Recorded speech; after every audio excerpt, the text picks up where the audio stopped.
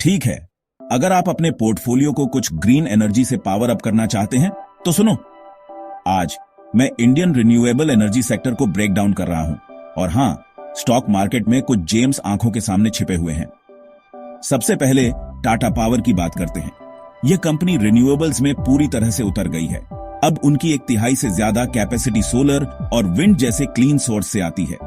Solar plants और EV charging में उनका एग्रेसिव इन्वेस्टमेंट रंग ला रहा है और इसीलिए उनके स्टॉक ने पिछले कुछ सालों में सॉलिड ग्रोथ देखी है। नेक्स्ट, अडानी ग्रीन एनर्जी को देखो। वे गुजरात में दुनिया का सबसे बड़ा रिन्यूएबल एनर्जी पार्क बना रहे हैं। उनका रेवेन्यू और कैपेसिटी तेजी से बढ़ रही है और इन्वेस्टर्स को क्लीनर एनर्जी के लिए सरकार का पुश बहुत पसंद आ रहा है। लेकिन ध्यान रहे, स्टॉक थोड़ा वोल्टाइल है, तो यह कमजोर दिल वालों के लिए नहीं है। अब यह सब क्यों जरूरी है? इंडिया की सरकार 2030 तक 50% पावर रिन्यूएबल्स से चाहती है। यह बहुत बड़ी बात है। इस ट्रेंड पर चल रही कंपनियों को मैसिव ग्रोथ दिख सकती है, लेकिन याद रखना, हर कंपनी विनर नहीं होती। इन्वेस्ट करने से पहले हमेशा फाइनेंशियल्स, मैनेजमेंट क्वालिटी और लॉन्ग टर्म विजन को देखो।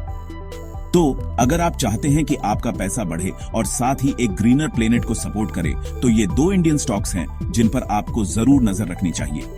अपनी रिसर्च करो, स्मार्ट इन्वेस्ट करो और अपने पोर्टफोलियो को चैन की सांस लेने दो।